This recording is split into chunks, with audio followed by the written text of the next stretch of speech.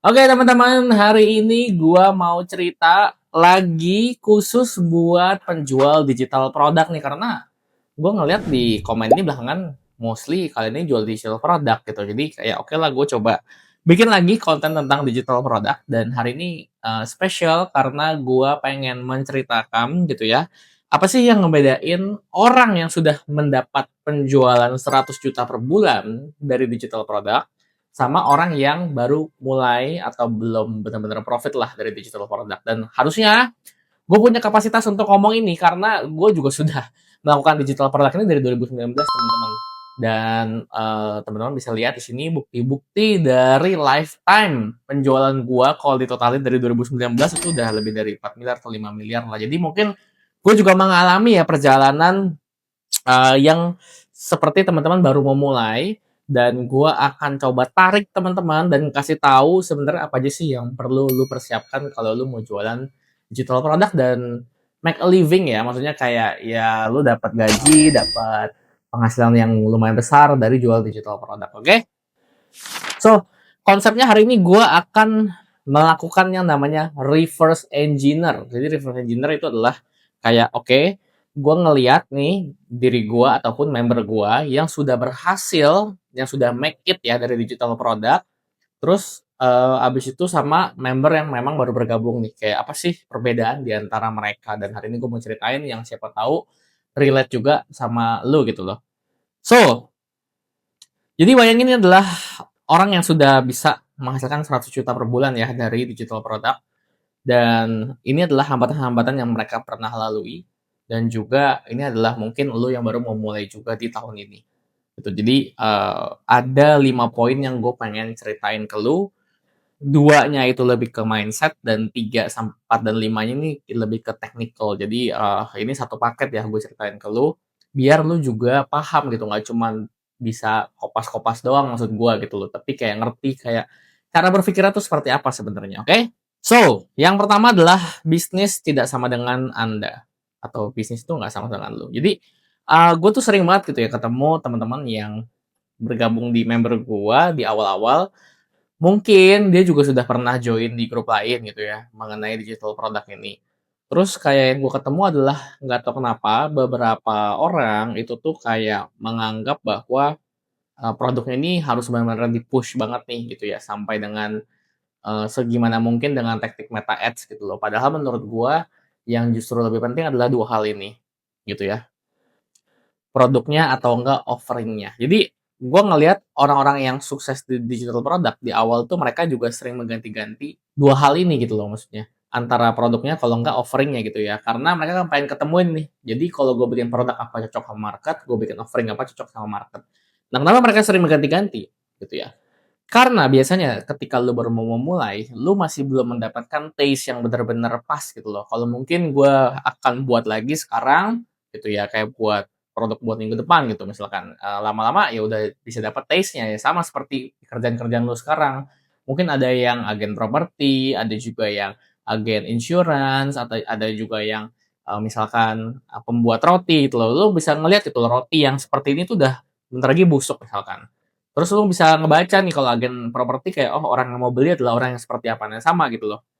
Jadi kayak kalau lu mau mulai untuk jualan produk digital, jangan males untuk kayak mindah-mindahin dua ini, kalau nggak produknya, offering-nya gitu loh. Jadi kayak gue pengen lu memahami itu dulu. Kenapa gitu ya? Karena produk digital ini hanyalah sebuah kendaraan lu untuk mencapai tujuan lu. Jadi walaupun lu sekarang ini mungkin agen properti dan lu pengen jual ebook tentang menjadi agen properti terbaik dan segala macam, gue sangat menyarankan kayak jangan menutup jangan menutup opportunity gitu loh, bahwa oh gue pengennya ebook gue yang ini nih, ini karena ini udah gue banget, ini ilmu yang sudah gue mastering, sehingga lu menutup opportunity akan kemungkinan-kemungkinan lainnya. Jadi jangan kayak gitu. Jadi kayak karena produk digital hanyalah sebuah kendaraan, jadi kayak bebas lah gitu loh, lu mau bikin produk apa sebenarnya. Nah, seperti gue misalkan waktu itu gue melihat celah produk digital di mana kelas AI, ya udah gue ngelihat opportunity itu, gue cari partner yang bisa ngajar, habis itu gue jual gitu kan ya produk digitalnya. Jadi kayak menurut gue produk digital is just another vehicle lah ya, just untuk mencapai tujuannya kita atau tujuannya teman-teman. Jadi nggak usah terlalu attach sama produknya. Nah, Karena namanya adalah digital produk gitu ya, makanya gue lihat beberapa pemula yang baru memulai ini males banget coba banyak produk. Jadi kayak katakanlah ini ada orang yang memang terbiasa email marketing, oh gue pengen bikin memang yang email marketing banget nih gitu loh. Tanpa tahu sebenarnya market terima apa enggak gitu. Jadi kayak males coba banyak produk. Atau kalau enggak, sebenarnya email marketing nggak masalah gitu loh. Kalau lu memang rajin bikin penawaran baru. Jadi kayak antara dua itu. Kalau nggak produk baru, penawaran baru kan, offeringnya. Lu pelajari bagaimana cara membuat offeringnya. Itu gue udah share juga di beberapa konten gue yang sebelumnya di bagian sections flipping money lewat digital ads, lu bisa pelajari di situ. Sedangkan yang pro ini gue ngelihat mereka ini orang-orang yang tidak takut ya untuk bikin produk yang banyak. Jadi kayak mereka explore, mereka open for opportunity, mereka pengen lihat mana produk yang menghasilkan. Dan orang-orang yang pro, teman-teman bisa lihat nih, mereka bahkan bikin satu harinya ya, bisa bikin 3 sampai 4 konten iklan. 3 sampai 4 konten iklan, bukan per minggu ya, ini per hari. Jadi ini adalah kesamaan yang gue lihat di orang-orang yang sudah berhasil. Dan kalau teman-teman masih kayak nggak gitu rajin bikin konten iklan, ya wajar gak sih kayak kalau misalkan konten produk digitalnya juga belum take off gitu loh. Jadi ini sebagai analogi aja ya. Katakanlah ini adalah kumpulan market produk digital ya, orang-orang yang mau beli, orang-orang yang lagi ngejual, ini kan udah mulai rame ya tentang produk digital. Jadi kita main logika aja gitu, logika sederhananya. Nah, orang-orang yang sudah berhasil ini mereka yang kerja 8 jam sehari ngulik produk digitalnya, mereka bikin 3 konten iklan per hari minimal, dan juga rajin bikin produk baru per minggunya. Dan mereka dapat 100 juta per bulan. Nah, katakanlah, oke, lu menjadikan produk digital ini side hustle untuk sekarang. 2 jam per hari, gitu ya, kerjanya ya habis pulang kantor atau habis aktivitas ya 2 jam per hari, dikulik 3 konten iklan per minggu dan juga nggak bikin produk baru. Dan pengennya di atas 100 juta per bulan. Ini kan kayak kalau kita main logika jadi nggak masuk akal ya. Orang-orang yang dapat 100 juta per bulan aja ngerjainnya kayak gini tuh 8 jam sehari. Nah, kalau kita pengen 2 jam per hari dan dapat lebih dari sini kan, ya nggak tahu ya, menurut gue kayak jadinya nggak gitu masuk akal ya. Ya just two cents gitu loh maksudnya kayak menurut gue. Jadi jangan terlalu terbuai bahwa kayak oh ini semua gampang segala macam tapi pas dijalanin sulit habis itu kayak exit gitu loh. Nah, karena orang-orang yang memang sudah berhasil ya seperti ini gitu ya. Member-member gue yang sudah berhasil gue lihat memang seperti ini caranya gitu loh. Mereka kerja full full time gitu loh jualan produk digital. Even ini adalah pencipta ini ya, di luar negeri maksudnya kayak ini yang menciptakan, yang mempopulerkan lah sales funnel, gue juga belajar banyak dari Russell Brunson, ikut kelasnya dan sebagainya macam. Sampai hari ini punya produk baru gitu. Udah punya 3 produk nih, satu 2 3 buku ya. Terus bikin lagi produk baru lagi, bikin lagi e-course baru lagi, bikin lagi challenge baru lagi. Jadi kayak bikin-bikin terus. Kayak ya memang seperti itu gitu loh kalau memang kita pengen make it di produk digital. So, jadi yang pertama adalah bedain antara keinginan lu sama bisnis. Kalau lu treat ini sebagai bisnis, ya lu treat ini sebagai bisnis gitu loh. Kayak nggak perlu terlalu attach sama produknya, nggak perlu terlalu attach harus seperti apa, karena ikutin namanya bisnis kan harus ada yang beli kan, ikutin maunya market seperti apa, gitu. Jadi bedain. Kemudian yang kedua, create market itu tidak sama dengan ikut market gitu loh. Maksudnya gimana? Jadi gini, katakanlah nih ada 2 market yang berbeda ya, ada yang red oceans gitu ya, ada juga yang blue ocean. Jadi red ocean ini contohnya adalah kelas-kelas digital product, sekarang kan udah mulai banyak banget ya kelas digital product, terus kayak dulu sempat ramai juga mengenai resep-resep gitu ya. Nah sebenarnya di red ocean ini, misalkan lu pengen mulai bikin kelas digital product juga lah gitu loh yang sudah rame ini. Sebenarnya boleh aja main di red oceans, cuman harus tahu konsekuensinya. Apa konsekuensinya? Karena lu bermain di market yang sudah banyak pemainnya, berarti budget lu harus lebih besar dong daripada mereka. Iklan lu lebih masif lagi gitu untuk menguasai market iklan. Dan marginnya jadi semakin terbatas. Kalau di Blue Oceans, kita nggak terlalu into budget, tapi kita jadinya trial errornya di bagian offering, penawaran. Tapi yang dimakan apa? Bukan uang, melainkan waktu yang akan lebih habis ya, gitu ya. Karena untuk trial dan error kan. Dan marginnya lebih tebal. Jadi ini bedanya. Karena gue waktu itu juga tahu pernah ketemu sama dropshipper yang gue tanya kayak, lu kalau jualan dropship gimana? Lu kopas aja semuanya dari iklannya, dari landing page-nya, dari produknya. Oke, terus habis itu ya udah iklanin aja. Itu oke tuh kayak gitu. Oke, cuman ya makin lama makin tergerus. Gue sempat kepikiran juga kayak apa ada di luar sana yang seperti itu ya mengenai digital product gitu kan ya. Jadi kayak tinggal dikopas, diambil semuanya dan Gue lihat sih ada sih, karena ada beberapa produk gue yang juga digituin. Cuman marginnya lebih terbatas gak sih gitu loh. Tapi anyway, itu balik lagi ke masing-masing ya. Gue nggak bisa benar-benar menghakimi lah gitu loh. Ini benar atau ini salah gitu. Cuman gue cuma menjelaskan gitu mana yang menurut gue yang orang-orang atau gue sendiri lakukan untuk mencapai 100 juta per bulan gitu loh. Dan kalau teman-teman merasa bahwa kayak gue tetap mau di resep nih atau enggak, gue tetap mau di industri produk digital nih, cuman gimana ya biar gue terlihat berbeda atau stand out, nah atau masuk ke blue ocean sini. Nah teman-teman bisa menggunakan yang namanya evolusi produk gitu ya. Ini gue pernah melakukannya evolusi produk ini. Jadi waktu itu gue punya satu ebook, namanya ebook tentang jago nulis gitu lah. Gitu. Nah bentuknya adalah ebook, harganya 99.000. Nah evolusi produk ini maksudnya gimana? Jadi evolusi dari produk itu adalah antara digital produk, kalau nggak digital service, kalau nggak digital access. Nah, digital service contohnya apa? Digital service ya agency lah, service gitu kan ya, digital. Terus bisa jadi coaching, online workshop, online seminar, jadi digital service. Nah, kalau akses, grup VIP. Jadi waktu itu gue pindahin dari ebook jago nulis ini 99.000 karena udah mulai banyak, udah mulai rame, gue naikin harganya, tapi value-nya gue naikin, gue evolusiin. Karena ini produk cukup winning, makanya gue jadiin digital access. Jadi kita pindah aja ke grup VIP jago nulis. Nggak cuma ilmu, bisa dapat akses job nulis, bisa dapat templates, bisa dapat sesi Q&A sama senior-senior yang juga udah menghasilkan lewat menulis. Nah, akses job nulis ini kan sebenarnya lu bisa kurasi juga ya dari beberapa website gitu ya. Karena mereka sebenarnya butuhnya info terupdate kan. Mereka dibanding mereka nge-scroll satu-satu, ya udah lu langsung ngumpulin aja ke satu grup itu dan di feeding aja gitu loh. Nah, ini kan juga lumayan nih. Gitu kalau lu bisa mengupgrade evolusi produk ini dan ini tergolong blue ocean loh karena ketika yang lain jualan ebook, ketika yang lain jualannya adalah kayak produk-produk digital seperti ini, lalu jualannya yang lain gitu ya, grup VIP. Orang-orang jadi kayak merasa, oh ini ada sesuatu yang baru nih. Jadi jangan males buat mengevolusikan produk.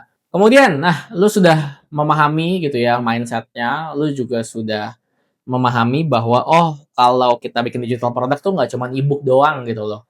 Nah, gue pengen sekarang masuk ke hal yang lebih teknikal gitu ya, ketika masuk ke dashboard.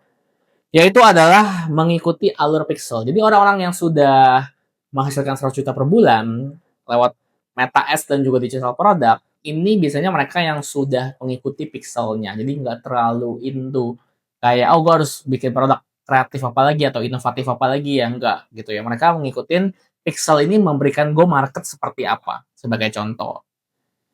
Dari satu pixel ini, gitu ya. Gua atau orang-orang yang sudah berhasil tersebut mengiklankan tiga topik gitu ya. Yang pertama adalah di bidang SOP. Jadi kadang-kadang waktu itu gue sempat lihat juga ada beberapa bidang SOP yang lumayan rame gitu ya. SOP sekolah, SOP guru dan sebagainya. Habis itu bidang side hustle mengenai menulis, desain, editing.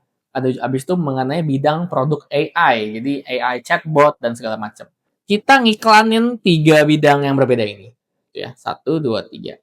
Katakanlah yang SOP ini jelek, yang side hustle oke lah gitu ya, ROAS-nya oke, so-so, dan yang produk AI chatbot, AI editing, automatic editing ini ROAS-nya tinggi banget. Nah, berarti kita membuat untuk produk berikutnya itu adalah dari yang memang bagus gitu ya tractions-nya. Ya udah side hustle, ya udah bikin lagi produk side hustle. Kalau ROAS-nya tinggi ya bikinlah 2 produk AI. Pertanyaannya gini kan, gue bikin produk apa? Ya bikin aja dari yang ide produknya dimulai atau muncul dari winning content. Contoh, gue bikin produk AI yang pertama itu adalah mengenai chatbot. Terus habis itu gue punya 3 konten, chatbot buat business owners, chatbot buat klinik, chatbot buat food, habis itu chatbot buat services atau agency. Ini kan 3 konten berbeda nih. Oh, yang winning ternyata chatbot buat restoran sama agency. Ya udah berarti gue udah gak ngomongin lagi tentang klinik. Next produk gue adalah gue spesifikin ya ada produk baru nih. Gitu ya, chatbot khusus para pemilik cafe atau pemilik food gitu loh. Jadi dibikin aja produknya. Nggak cuma berhenti sampai di konten doang, tapi konten yang bagus dievolusiin menjadi produk baru yang lebih spesifik lagi gitu. Jadi lu upgrade lagi tuh produk lu tapi lebih dispesifikin lagi. Jadi kurang lebih kayak gitu sistemnya. Itu adalah yang gue lihat juga dari orang-orang yang sudah berhasil gitu ya, mereka ngikutin pixelnya. Jadi nggak idealis untuk produknya harus apa atau inovasi baru apa, enggak. Tapi pixel nggak lagi ngarahin kemana. Bisa jadi ya, ketika ini udah kurang bagus, Pas dites SOP ternyata lagi bagus juga gitu ya, lagi tiba-tiba jadi bagus, ya udah kita jadi jualan SOP. Jadi kayak dirotasi gitu loh. Karena tujuan kita kan di sini digital selling ya, gitu. Habis itu nomor 4 adalah orang-orang yang berhasil di dunia digital selling atau produk digital. Ini rajin banget buat ngolah data. Nah ini gue sekedar sharing aja, ini contoh data yang gue olah setiap hari gitu ya. Ada salesnya, ada ads cost-nya, ada profit before tax, bahkan tax pun gue hitungin gitu ya karena otomatis.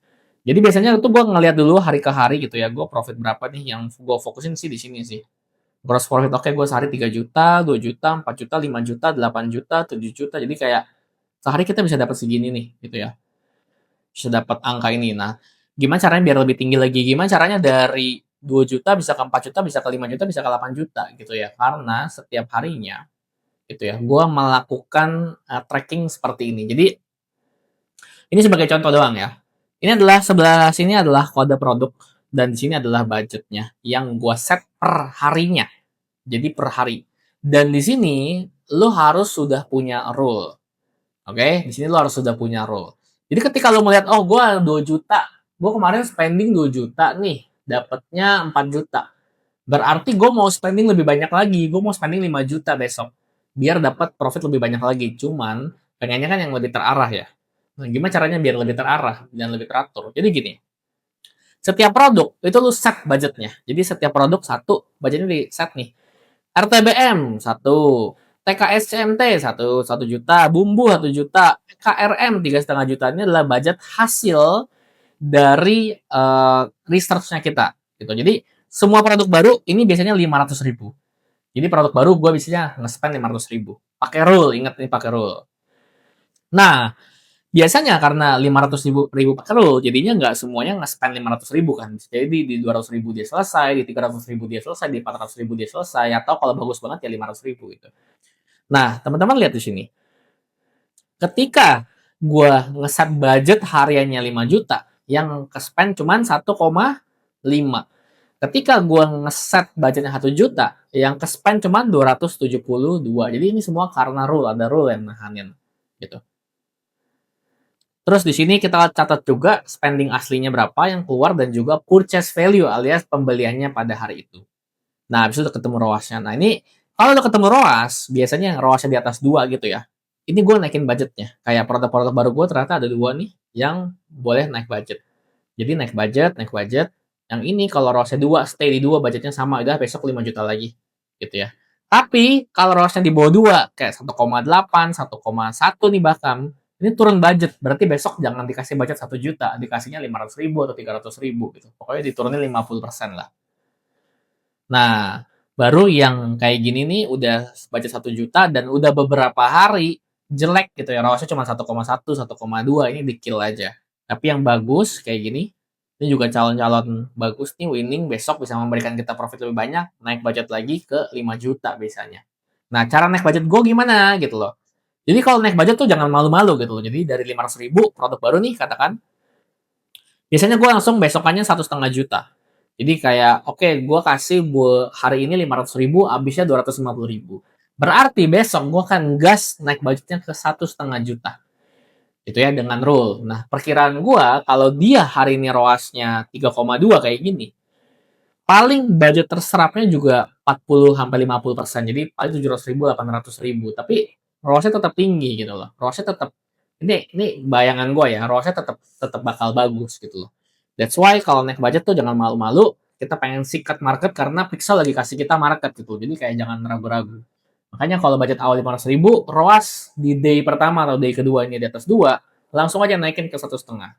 Nah, dari 1,5, kalau masih bagus juga ROAS-nya, naik lagi budgetnya ke 3 juta, sampai waktu itu gue ada yang 5 juta nih per hari. Per hari gue spend 5 juta, yang terserap cuma 30%-nya kan.